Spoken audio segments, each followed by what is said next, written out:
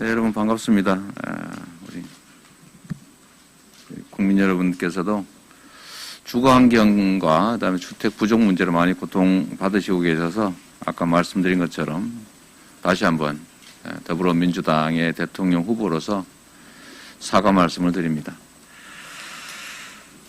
재개발, 재건축과 관련된 재건축 활성화 6대 정책 말씀을 드리겠습니다. 먼저 우리 부동산 정책과 관련해서 우리 국민들께서 겪는 고통이 너무 크십니다. 부동산 정책은 두 가지 측면에서 접근해야 됩니다. 투기 수요와 같은 이제 초과 수요, 공포 수요를 억제할 필요가 있습니다. 수요가 정상화되는 것이 첫 번째일 테고, 두 번째는 공급이 정상화되어야 됩니다. 공급이 정상화되는 방법으로는 첫째가 투기용 또는 투자용으로 가지고 있는 비주거용 다주택을 해소하는 것입니다. 비주거용 다주택이 해소되기 위해서 우리가 정책적으로 다주택자에 대한 양도세 중과 조치를 하고 있습니다. 그런데 이게 이제 타임라인상 이게 선후가 약간 바뀌는 바람에 정책이 혼선이 좀 오고 있는 것 같습니다. 예를 들면 종부세가 먼저 부과되고 양도세 중과가 이루어졌다면 아마 체감에서 다주택을 가지고 있는 게 이제 보유 부담이 커진다.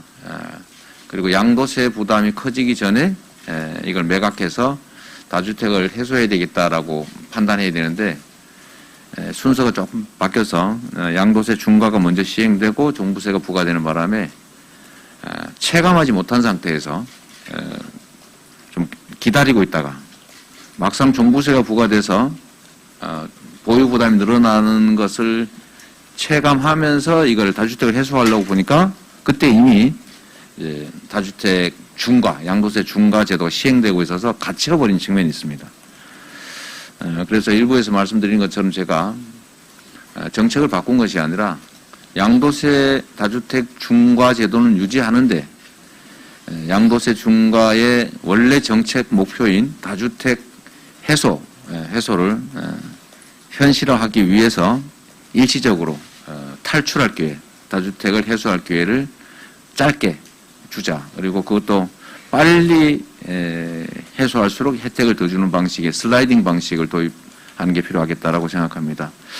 이게 첫 번째 가장 빠른 아마 시장의 주택 공급 방식이 아닐까 생각이 됩니다. 두 번째는 오늘 말씀드리게 될 재건축 재개발의 용적률과 층수 규제 또는 안전진단 등 절차를 완화해서 실제로 기존 택지 안에서 추가 주택 공급이 가능하게 하는 것입니다.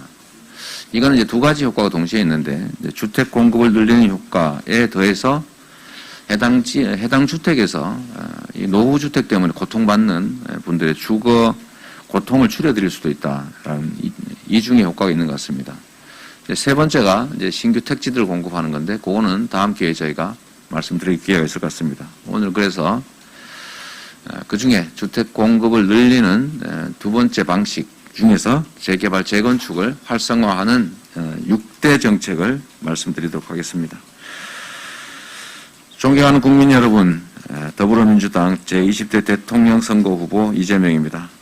많은 국민들께서 부동산 문제로 인해서 정부와 더불어민주당에 실망하고 계신 점을 너무 잘 알고 있습니다. 집권 여당의 대선 후보로서 큰 책임감을 느낍니다. 국민 여러분께 다시 한번 깊이 사과드립니다.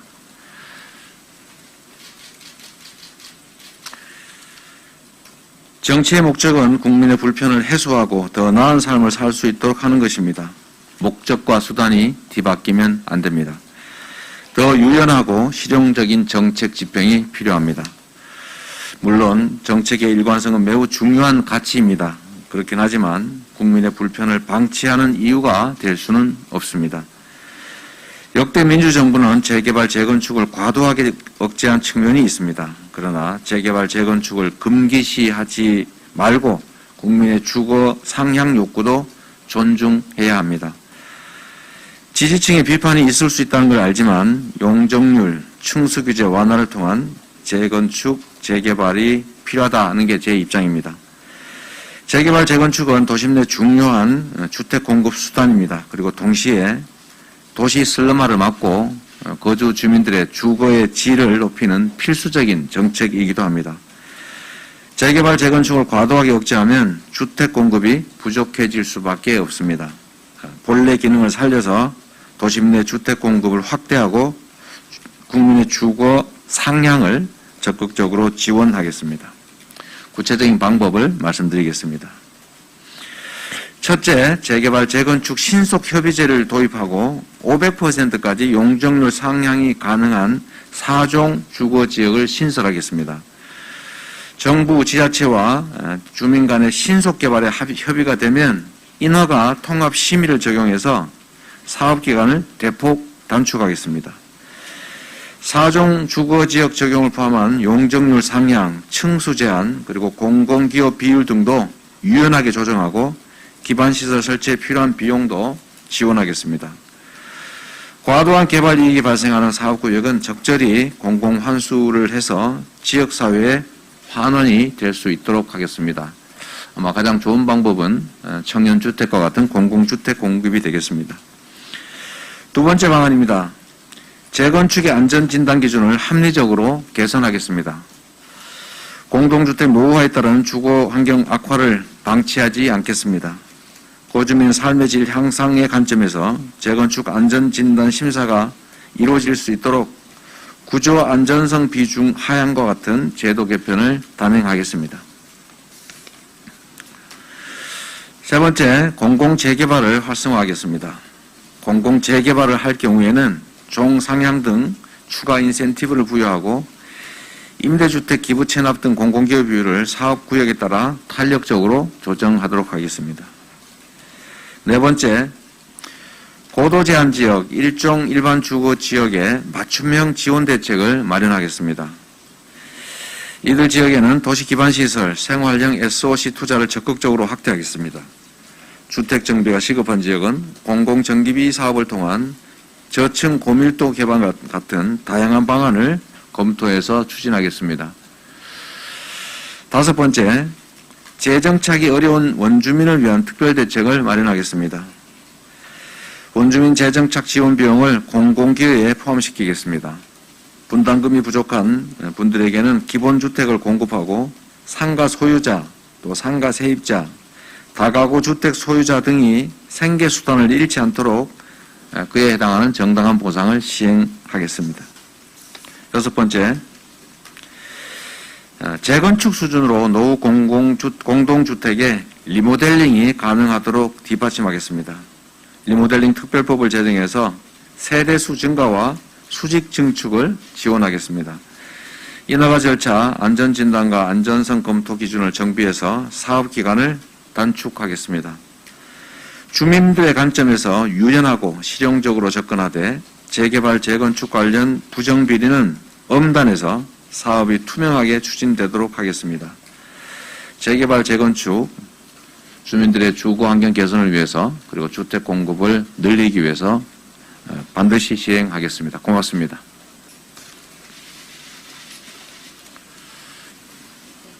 네, 마이크는 하나 우리 사회자한테 드리세요. 네, 이재명 후보의 부동산 정책 공약 발표가 있었는데요. 네, 오늘은 정책 공약 관련된 질의를 좀 받겠습니다. 질문 있으신 기자님? 남자분. 네. 오늘 발표하신 내용들이 현 정부의 부동산 정책과 거리가 있는 것으로 보이는데 이런 재건축 규제 완화를 특별한 계기가 어떤 게 있습니까? 네. 민간이 주도하는 정비 사업에서 거주 중이던 주거 취약자들 제대로 보호받지 못하고 있는 게 현실인데 네. 후보님이 생각하시는 재건축 재개발의 최우선 가치가 환경 정비인지 아니면은 그런 세입자를 포함한 원주민들의 재정착, 커뮤니티 구조인지. 이게 실제로 이제 재건축과 재개발이 조금 다릅니다. 재개발의 경우는 세입자 비중이 워낙 높고 이제 하나의 주택에 여러 세대가 거주할 경우가 많은데 이제 그런 경우는 저희가 이때까지 그 경험에 비춰보면 재정 착률이 10%대에 불과하다. 그리고 80% 이상이 전부 이제 해당 지역에서 떠나야 되는 상황이 발생하죠. 그래서 재건축과 재개발은 약간 다른데, 이제 재건축의 경우는 한 세대에 한 가구가 거주하는 경우가 많기 때문에 사실은 약간 재개발과는 좀 다른 측면이 있는 것 같습니다. 재건축 재개발 규제 완화가 지금 현재 문재인 정부의 정책 방향과 결을 달리하지 않느냐라는 말씀이신데요. 공감합니다. 맞습니다. 저는 이제 서울시에, 저는 박원순 시장께서 뭐 여러 가지 개혁 정책을 통해서 서울시를 많이 발전시켰다고 생각합니다. 그러나 그 중에서 도시 재정비와 관련된 문제에 대해서 약간 이제 보수적 가치를 가지고 계셨던 것 같아요. 저는 그 점도 뭐 틀렸다, 잘못됐다고 생각하지 않습니다. 그래서 보존하면서도 서울을 좀 세계적인 도시로 만들고 싶어 하셨는데, 그 과정에서 이제 현장의 주민들이 느끼는 주거 환경 악화에 따른 고통이 조금 관가된 측면이 있다라는 점 하나 하고, 두 번째는 어떤 경위로든 간에 제도적인 영향도 있긴 한데, 아까 말씀드렸던 안전진단이 강화된 측면도 있긴 한데, 그럼에도 불구하고 어떤 서울시의 재건축 재개발 정책이 보존 중심으로 가는 바람에 추가 주택 공급이 시장이 원하는 만큼 원활하게 이루어지지 못한 측면이 있었던 것 같습니다. 그래서 저는 우리의 정책 방향, 가치도 중요한데 그것보다 더 중요한 것은 주민들의 고통과 더 나은 삶이다라고 판단하고 있고, 그래서 이제 실용성이라고 하는 걸 매우 중요한 가치라고 생각합니다. 재건축 재개발을 완화하는, 즉 핵심은 결국 첫 번째는 안전진단이라고 하는 그 제도적 억제장치죠. 이 억제장치를 완화하는 것. 두 번째는 그 속에서 구체적으로는 용적률을 올려주는 거죠. 도시가 조금 과밀하게 되겠죠. 세 번째는 층수 규제도 좀 완화할 필요가 있다. 이 세 가지가 핵심이 될 텐데, 이걸 통해서 얻을 수 있는 정책 효과는 아까 말씀드린 두 가지 답니다. 첫 번째는 여기 상계동에서도 지금 보면 아시지만 일단은 주차 문제 정말로 심각합니다. 세대별로 과거 기준은 0.6대, 그러니까 두 세대에 한 대 정도로 보통 설계해놨기 때문에 당시에는 전혀 문제가 없었는데, 지금은 한 세대당 보통 차가 한 대가 넘습니다. 그래서 뭐 정말 지옥 같은 주차난이 벌어지고 있고, 밤만 되면 온 동네가 불법 주차로 몸살을 앓는 상황이 벌어지기 때문에 그것도 문제고, 두 번째는 안전에 관한 문제이기도 하죠. 두 번째는 예를 들면 뭐 배관, 또 수도관, 온배수관 이런 데가 다 썩어서 고통도 크다, 이런 말씀들이 현실이기도 합니다. 저도 비슷한 곳에 살고 있거든요. 그래서 주민들의 이제 주거 고통을 줄이고 안전을 좀 강화한다는 측면이 하나 있고요. 이제 두 번째는 아까 우리가 재개발, 재건축 주민들과 대화해서 약간 그런 점들이 약간 표출이 됐는데, 저희는 용적률 확대, 그 다음에 층수 규제 완화를 통해서 추가 공급이 좀 이루어지기를 저희는 기대하는 거죠. 공공 영역에서는. 그러다 우리 해당 주민들 입장에서는 면적 증가가 주된 목표인 경우가 있습니다. 이제 이건 조정을 해야 되겠죠. 이런 걸 하는 게 정부의 역할이니까요. 그걸 통해서 이제 필요로 하는 추가 주택 공급을 하겠다. 그리고 그 중에 시장의 작동에서 자연스럽게 늘어나는 일반 분양분도 있는데, 용적률을 좀 추가로 좀 늘려주면서 그 중에 일부를 이제 공공주택으로 저희가 활용하면 양자의 적절한 조화가 가능하겠다고 생각합니다. 마지막으로 아까 이제 원주민 정착과 주택 공급 또는 주거 환경 개선 중에 어떤 게 더 중요하냐? 셋 다 중요하죠. 정책 목표가 반드시 둘 중에 하나 여야 된다고 생각하지 않습니다. 이 원주민들의 재정 착률을 높이는 것, 그래서 삶의 근거지가 파괴되지 않는 것, 정말 중요하지 않겠어요? 도시 재정비에 있어서.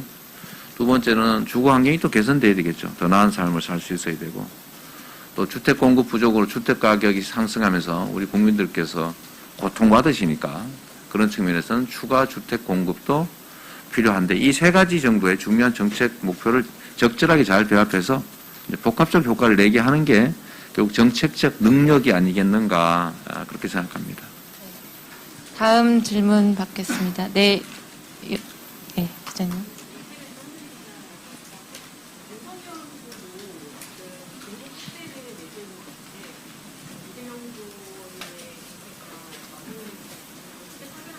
네.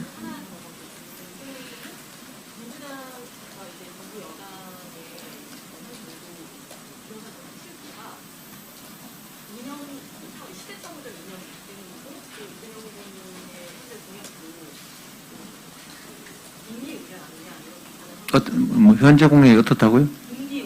아, 네, 네. 네. 네. 짧게 안 할게요. 더 길게 얘기하고 싶은데. 자, 이게 원래 아는 만큼 보이는 겁니다. 그리고 자기의 눈으로 세상을 보죠. 그래서 우리 무학대사가 그렇게 말씀하셨어요. 돼지 눈엔 돼지만 보입니다. 저는 우리 왕께서 부처로 보입니다. 이렇게 말씀하셨죠. 정책이라고 하는 것은 그야말로 계획이기 때문에 선거 막바지에 가면 거의 비슷해집니다. 그래서 제가 그 말씀을 드리는 거죠. 정책에는 저작권이 없다. 당연히 그래 해야 됩니다. 가장 효율적이고 가장 국민의 의사에 부합하는 좋은 정책을 누가 먼저 주장했다고 해서 안 한다 이러면 안 되는 거죠. 그건 정치의 본량에 벗어나는 겁니다. 그래서 윤석열 후보께서는 이재명 후보의 정책이 좋다 하면 그냥 갖다 쓰세요. 자꾸 다르려고 하지 말고. 저는 정책이 다른 후보와 다르려고 노력하지 않습니다. 차이점을 찾기보다는 같은 점을 찾는 게 차라리 낫죠. 그러면 나중에 어떻게 구분하느냐. 결국 실천입니다. 제가 이렇게 얘기할 수 있죠. 아마 공급을 늘려야 된다. 재건축 재개발 규제 완화해야 된다. 주거환경 개선해야 된다. 추가 택지 공급해야 된다. 대신에 공공의 이익에 훼손이 안 되게 해야 된다. 다 맞는 말이잖아요. 거기에 부합하는 정책들을 저희가 만들어낼 건데 결국 모든 후보가 가장 효율적인 정책으로 수렴하게 될 겁니다. 차이는 딱 한 게 있어요. 그 약속을, 그 정책을 실제 지키느냐. 우리 국민의힘은 과거에 유명한 어록을 남긴 게 있습니다. 첫 번째, 선거 때 무슨 말을 못하나. 이거 대통령 되신 분이 한 말입니다. 두 번째, 선거 때 한 공약 다 지키면 나라 망한다. 이것도 역시 국민의힘 고위 당직자께서 하신 말씀입니다. 약속 안 지킵니다. 지금까지 그렇게 국민들을 속여왔기 때문에 국민들이 정책 공약을 잘 안 믿는 경향이 있어요. 그러나 저는 다르게 말할 수 있습니다. 저는 약속을 지킵니다. 말이 아니라 실천합니다. 지금 현재 단계에서 할 수 있는 일이라면 지금 합니다. 당선되지 않더라도, 비록 결과가 나쁘더라도. 그게 정치인의 자세 아니겠어요? 그래서 실천하느냐, 그 차이가 있다. 첫 번째. 진 차이는, 내용의 차이는 거의 없어질 것이다. 오히려 권장하는 바다 같아지기를. 두 번째는, 그런 실천하느냐는 어떻게 검증되는가? 그건 과거의 실적으로 검증할 수 있다. 약속을 지켰던 사람이 지키는 것이고요. 정책 공약도 잘 지킨 사람이 또 잘 지키고, 말이 아니라 실천했던 사람이 앞으로도 실천하게 될 것이다. 그 말씀을 드리고 싶습니다. 그래서 다른 후보님들 자꾸 정책이 같다 다르다 하지 마시고요. 이 정치에 있어서 정책은, 정치는 아이디어 경진 대회가 아닙니다.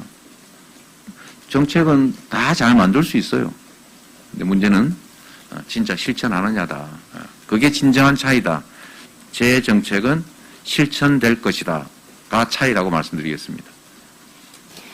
네, 방금 그 말씀 중에 비록 결과가 나쁘더라도 지금 할 수 있는 일을 한다라고 설명하실 때의 그 결과는 정책에 대한 결과가 아니라 선거에 대한 결과라는 점을 제가 첨언드립니다. 당연히 그렇게 들은 거 아니에요? 네네. 그래도 혹시 네네. 저희가 지금 시간 관계상 정책 질문 마지막 하나만 받을 수 있는 상황인데요. 네, 기자님. 아까 말씀하실 때 재건축 관련해가지고 부정비리가 생기면 엄단한다고 하셨는데 네. 구체적인 이게 정말로 중요한 과정에 관한 것인데요. 이게 재건축, 재개발은 부정비리가 정말로 많습니다. 그런데 그거를 원천적으로 봉쇄하는 방법이 있습니다. 공공관리제라고 하는 걸 도입하면 됩니다. 대신에 비용을 공공이 부담해 주는 거죠. 참여는 주민들이 하는데 관리는 행정기관, 주로 이제 기초지방정부가 될 텐데 기초지방정부의 공직자들과 위임받은 특정 집단이 실질적으로 관리하는 거죠. 주민들 의사를 대행하는 겁니다. 조합집행부 역할을 대신해 주는 거죠. 예를 들면 시공사 선정이라든지 뭐 이런 것들을 대신해 주게 되면 부정비리 소지가 매우 적어지고 속도가 엄청 빨라질 수 있다라는 겁니다. 민간에서 재개발을 민간이 직접 시행할 때 생기는 부조리를 어떻게 막느냐. 아마 여러분들 참 많이 보셨을 텐데요. 무슨 건설회사들이 담합을 해가지고 뒤로 돈을 주기로 하고 뭐 어떻게 했다 이래가지고 많이 단속당하는데 사후 처벌로는 한계가 있습니다. 그래서 사전적으로 아예 그런 여지가 없게 만드는 게 제일 좋은 방법이 공공관리제도고 그러려면 약간의 인센티브만 줘도 주민들은 찬성률이 매우 높을 겁니다. 네, 여기까지 진행하겠습니다. 기자님도 오늘 참석해 주셔서 너무 감사합니다. 네, 감사합니다. 미련 있으시면 한 번만 더 하십시오. 그러면 딱 기자님 한 분만 마지막으로 하겠습니다. 대건축으로 이제 추가 공급을 늘리신다고 네. 했는데 아무래도 아파트가 좋아지다 보면 수요도 그만큼 증가를 할 것 같아서 네. 가격 억제 방안 같은 거를 하고 계신다고 그래서 아까 저희가 분양가 상한제를 도입한다고 한 겁니다. 민간 영역이긴 하지만 주변 시세보다 너무 과도하게 높게 분양가 가격을 책정하면 주변 아파트 가격을 끌어올리는 경향이 있기 때문에 적정한 선에서 과도하지 않게 그렇다 손해보거나 아니 불이익이 되지 않는 선에서 적정한 수준의 분양가를 통제하겠다. 그러니까 일부에서 혹시 오해할 수 있는데 이미 서울 지역은 거의 대다수 지역이 분양가 상한제가 적용되고 있습니다. 그리고 그 내용을 적정하게 통제하겠다 그 말씀입니다. 여기까지 하겠습니다. 여기까지 죄송해요. 네. 어느 정도 공급을 예상하고 계신지 혹시 추산해 보시는 그 구체적인 세부 추산을 하지 않았습니다. 네, 고맙습니다. 감사합니다.